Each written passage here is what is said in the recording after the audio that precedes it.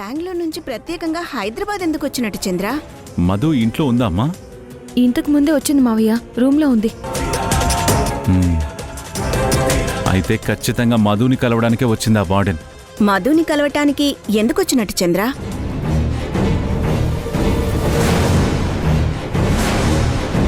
నాకు బాగా కావాల్సిన వాళ్ళకి ఈ లెటర్ ఇద్దామని వచ్చాను.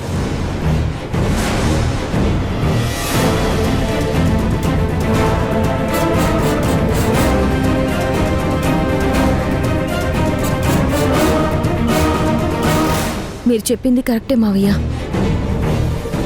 ఆ వార్డెన్ కన్ఫర్మ్గా మధుని కలవడానికే వచ్చింది.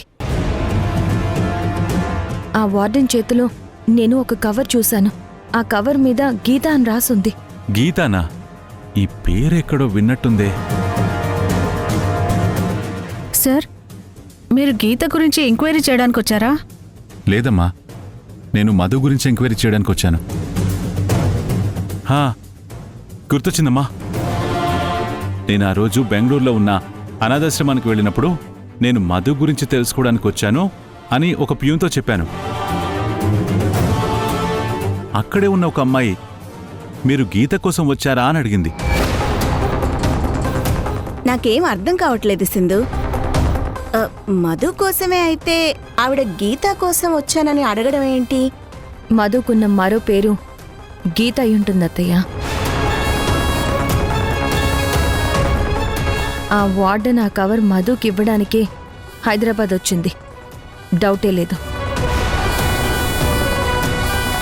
ఆ వార్డెన్ ఆ కవర్ కోసం బెంగళూరు నుంచి పర్సనల్గా ఇంత దూరం వచ్చిందంటే ఆ కవర్లో మధుకి సంబంధించిన సీక్రెట్ ఏదో ఉంది. ఎలా అయినా సరే ఆ సీక్రెట్ ఏంటో మనం తెలుసుకోవాలి. కానీ ఎలా తెలుసుకుంటావు సింధు?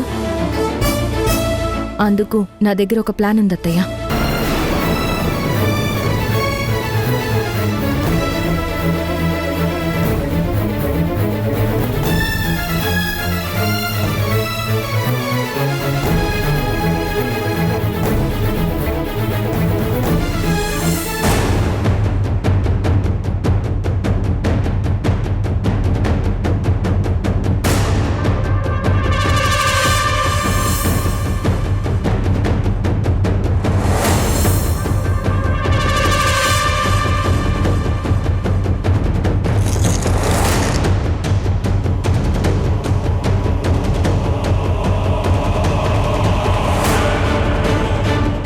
ఎలా ఉన్నావు గీత? నిన్ను చూసి చాలా రోజులైందమ్మా. అక్కడంతా బానే ఉందనుకుంటున్నాను. ఇన్ని రోజుల మన ఓపికకి ఓ ముగింపు దొరకబోతుంది. మనిద్దరం ఎదురు చూసే లక్ష్యానికి మనం చేరుకోబోతున్నాం. వచ్చే గురువారం నేను జైలు నుంచి రిలీజ్ అవుతున్నాను.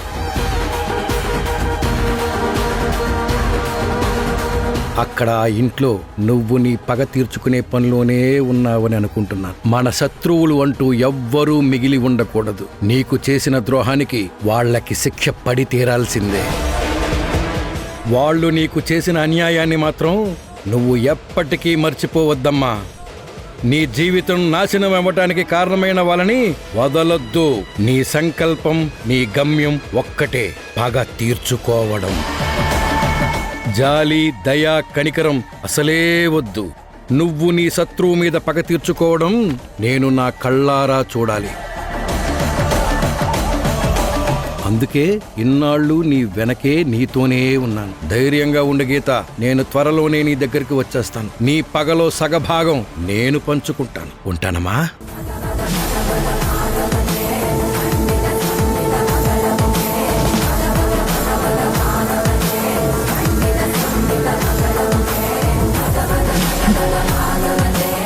పగ తీర్చుకునే పనిలోనే ఉన్నాను మావయ్య. నీ రాక కోసమే నేను ఎదురు చూస్తున్నాను. నువ్వొస్తే అగ్నికి వాయువు తోడినట్టే. ఈ కుటుంబం మొత్తాన్ని భస్మం చేయాలి. అంతవరకు నేను నిద్రపోను.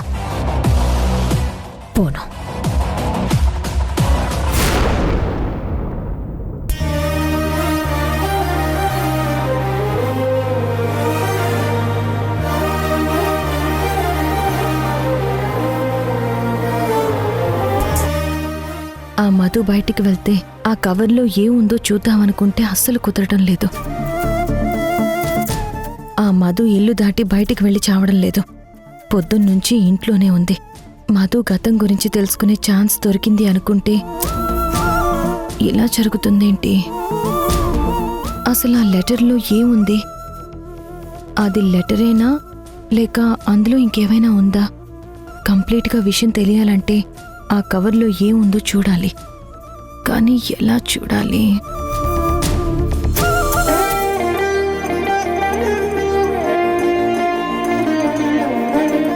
నా సింధుని పొద్దునెప్పుడో చూశాను. మళ్ళీ మా ఆవిడ ఇంతవరకు కనిపించలేదు. సింధుని చూడాలనిపిస్తుంది. అసలు ఏం చేస్తుంది తను? అరే, ఇక్కడ మొగుడనేవాడు ఒకడు ఉన్నాడు. వాడిని పట్టించుకోవాలని కూడా ఉండదా తనకి? చూద్దాం అసలు సింధు ఏం చేస్తుందో.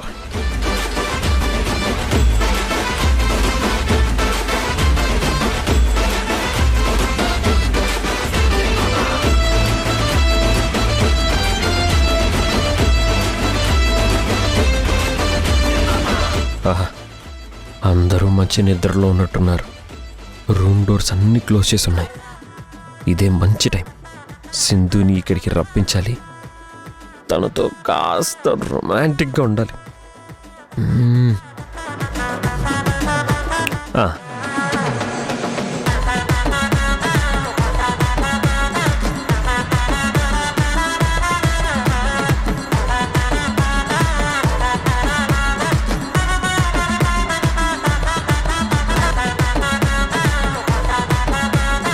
ఇదేంటో, ఎక్కడైనా అత్తల్ని పడేయడానికి కోడళ్ళు కొబ్బరి నూనె వాడుతూ ఉంటారు. ఇదేంటో, నా పెళ్ళాన్ని పడేయడం కోసం నేను కొబ్బరి నూనె వాడాల్సి వస్తుంది. ఛ!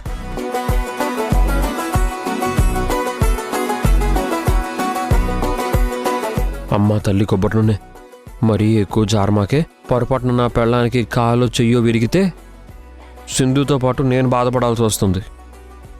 సింధుకి సేవలు చేసే అదృష్టం కూడా నాకు లేకుండా పోతుంది. ఏదో కాస్త జారామంటే జారామన్నట్టుగా అలా కొద్ది కొద్దిగా స్లోగా జారాలి. ఓకేనా? ఇప్పుడు చెప్తా. సింధు, సింధు, సింధు. యష్ ఏంటి ఈ టైంలో నన్ను పిలుస్తున్నాడు? సింధు,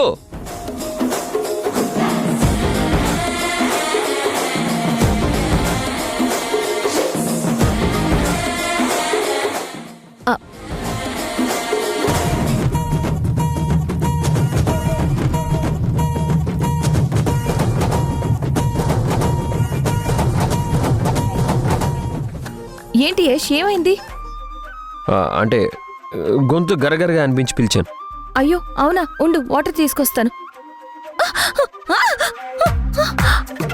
ఏమైందో తెలియదు నాకు, ఏమైందో తెలియదు నాకు, నీ పేరే పాటయింది పెదవులకు.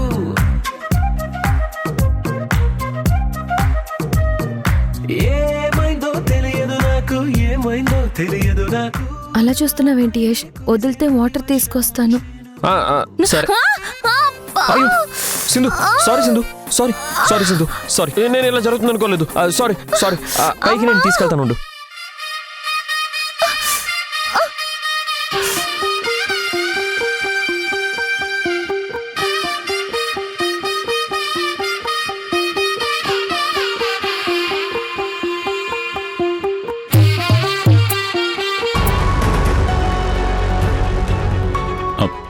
అరిచింది సింధు కద్దాము. అవును చంద్ర, సింధుకేమైందో ఏంటో చూద్దాం పద. సింధు, సింధు, ఒక్క నిమిషం సింధు, ఒక్క నిమిషం.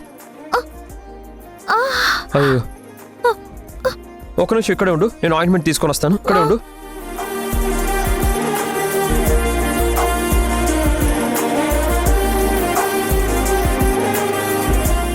సింధు, ఒక్క నిమిషం, ఒక్క నిమిషం, ఒక్క నిమిషం ఉండు సింధు.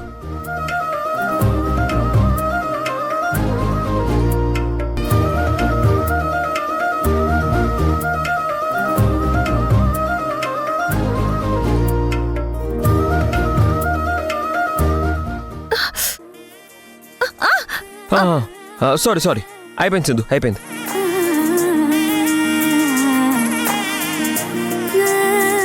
చూసుకోవాలి కదా సింధు. నువ్వే కదా యష్ నన్ను పిలిచావు.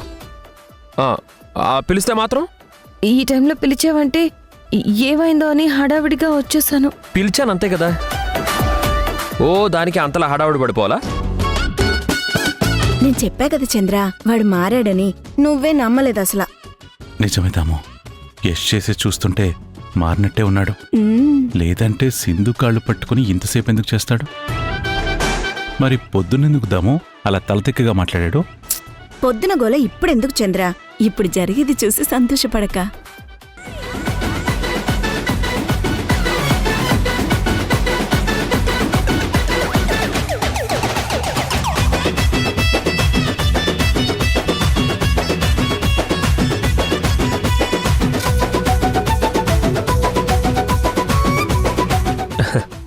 నొప్పి తగ్గిందా?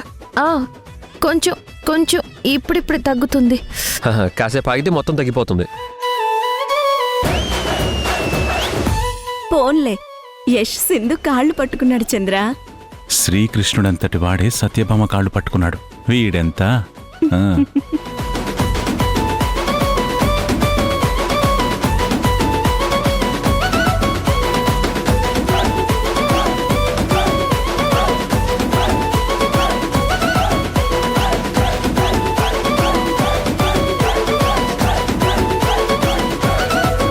నా కాళ్ళ పట్టీలు మారిపోయాయేంటి?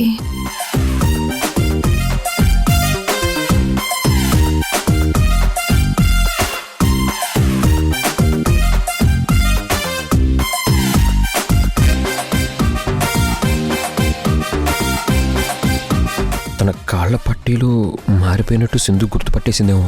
మెల్లిగా ఇక్కడి నుంచి ఎస్కేప్ అయిపోవడం బెటర్. ఓకే సింధు, ఇంక నువ్వు పడుకో, నేను వెళ్తాను. వాడు వచ్చేస్తున్నాడు, మనం వెళ్దాం. పద పద. ఒక్క నిమిషం ఆగు యష్. దొరికిపోయానే.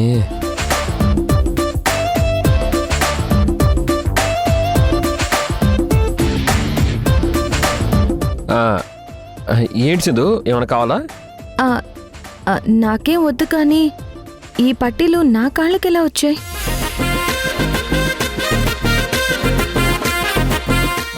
ఏమో నాకేం తెలుసు. ఇవి నా పాత పట్టీలు కదా.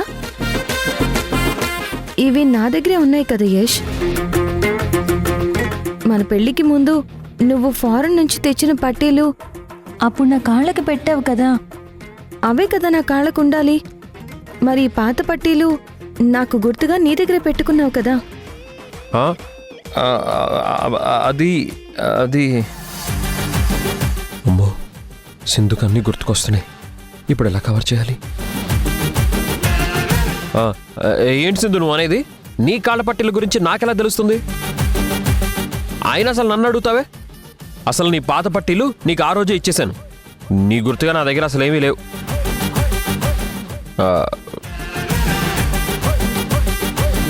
యష్,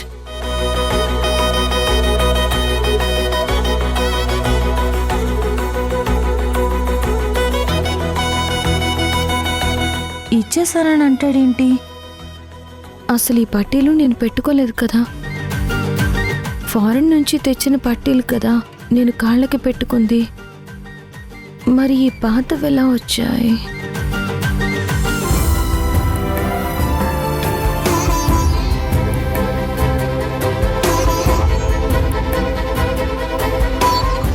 ఏంటత్తయ్యా మీరు కూరగాయలు కట్ చేస్తున్నారు? వంట చేయాలి కదా మధు, అందుకే అన్నమాట. మీరు వంట చేయడం ఏంటత్తయ్యా? ఆ సింధు ఉంది కదా. దీన్నూరు పడిపోను, ఎప్పుడు చూడు నా చిన్న కోడల్ని ఆడిపోసుకుంటుంది అసలు. ఏంటత్తయ్యా మాట్లాడరేంటి? ఏం మాట్లాడమంటావు మధు? చాలాసేపటి నుంచి సింధు రూమ్లో నుంచి బయటికే రాలేదు. నేను వెళ్ళి ఏంటా అని అడిగితే ఒంట్లో బాగోలేదు అంది. అదంతా వంట చేయటం ఎగ్గొట్టడానికి వంకత్తయ్యా. అసలు దాన్ని మనం ఇంట్లో పెట్టుకుందే ఇంటి పనులు వంట పనులు చేయటానికే కదా. ఆ పనులు కూడా చేయకుండా మహారాణిలా ఈ టైం వరకు రూంలో పడుకొని మన చేత అది సేవలు చేయించుకుంటుందా? దాని సంగతి తేలిద్దాం పదండతయ్య. ఇప్పుడు నేను వెళితే దీని సంతృప్తి కోసమైనా అనవసరంగా సింధుని ఏదో ఒకటి అనాల్సి వస్తుంది. వద్దులే మధు. ప్రతిసారి దాన్ని పిలవటం, వంట చేయమని బ్రతిమిలాడటం నాకేం నచ్చటం లేదసలా. ఈరోజు నేనే వంట చేస్తానులే. దాన్ని బతిమలాడాల్సిన కర్మ మనకేంటత్తయ్యా? అవసరమైతే బెదిరించి మరీ పనులు చేయిస్తాను దాని చేత. ముందు మీరు రండి. ఇది నన్ను వదిలేటట్టు లేదు. ఒక్క నిమిషం కూడా సింధుని ప్రశాంతంగా ఉండనిచ్చేలా లేదు. దీన్ని ఏదో ఒకటి చేస్తేనే కాని నాకు మనశ్శాంతి ఉండదు అసలా. ఏంటత్తయ్య రారు? ఆ, వస్తున్నానమ్మా. పద.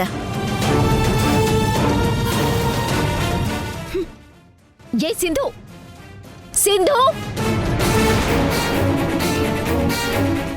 బయటికి రా.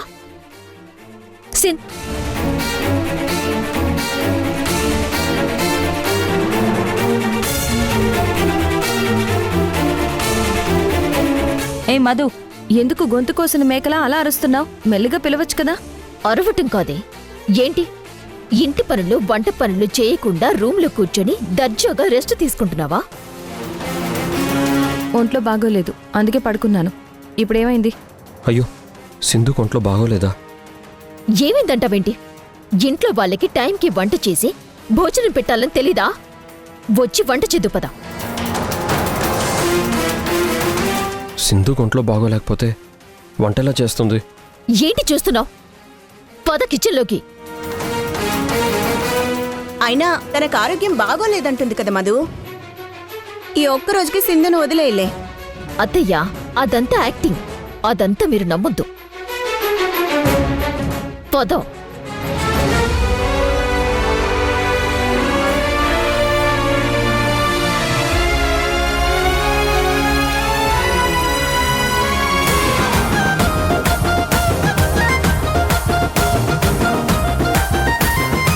ఆడుతూ పాడుతూ పని చేస్తుంటే అలుపు సొలుపేమున్నది.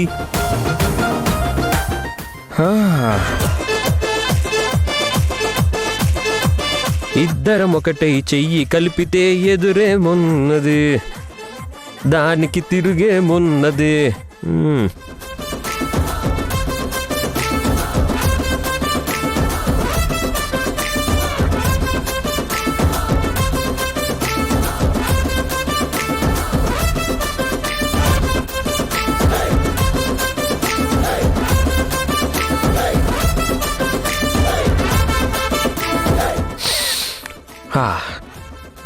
మరిది గారు, మీరు వంట చేయడం ఏంటి?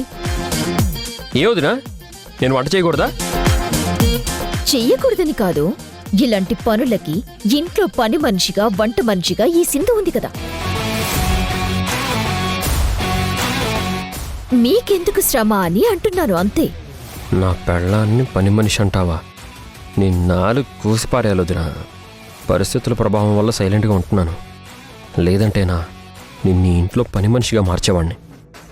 ఏంటి మరిది గారు, ఏం ఆలోచిస్తున్నారు? ఏం చెప్పమంటారు వదినా? సింధు చేతి వంట తినలేక చేస్తున్నాను వదినా. ఏదో మీరు బలవంతం చేస్తున్నారు కాబట్టి ఇన్ని రోజులు తప్పక తింటున్నాను. కానీ ఇవాళ మాత్రం నా వల్ల కాదు వదినా. నేను చాలా ప్రశాంతంగా ఉన్నాను, అందుకే నేనే వంట చేస్తాను.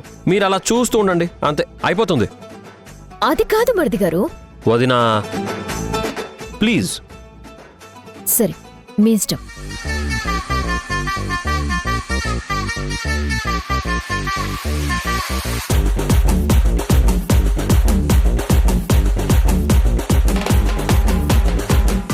సింధు, ఏంటి వీడు ఇలా తయారయ్యాడు? మీ అబ్బాయి రోజుకో రకం అత్తయ్యా. ఇలా ట్విస్టుల మీద ట్విస్టులు కొత్త ఏం కాదు కదత్తయ్యా.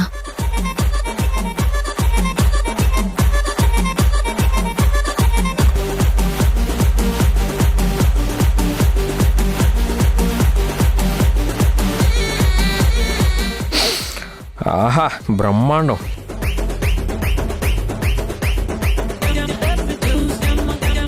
అమ్మయ్య, వంట అయితే కంప్లీట్ అయిపోయింది. రోజు సింధు చేతి వంట తింటున్నాను. ఈరోజు నా చేతి వంట సింధుకి రుచి చూపిస్తాను. అమ్మా, నాన్న, అంతా రెడీ అయిపోయింది, రండి.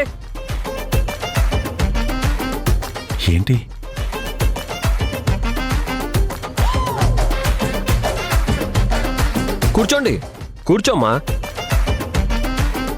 నేనే వంట చేశాను కాబట్టి నేనే మీ అందరికీ వడ్డిస్తాను. ఏంటి యష్, నువ్వు వంట చేసావా? అవును నాన్న. హ్మ్. మీ అమ్మలాగే నీకు కూడా వంటలు బాగా వచ్చనమాట. వచ్చు. ఏం చూస్తున్నావు? నువ్వు కూడా కూర్చో. ఆ, కూర్చో.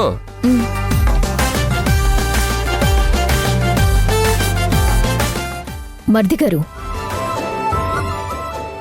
మీరెందుకు సింధు కొడ్డించడం?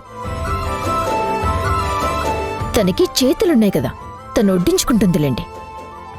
ఆ, నన్ను చూసి వడ్డించడం ఎలాగో నేర్చుకుంటుందిలే వదినా. పర్లేదు.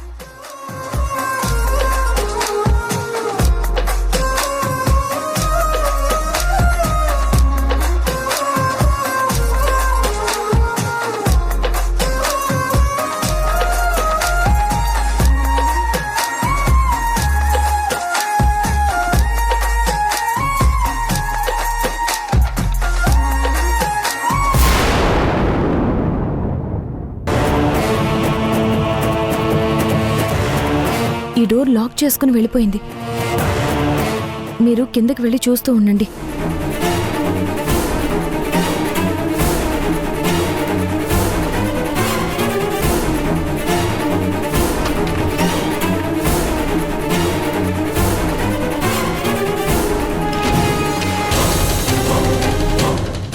అత్తయ్య,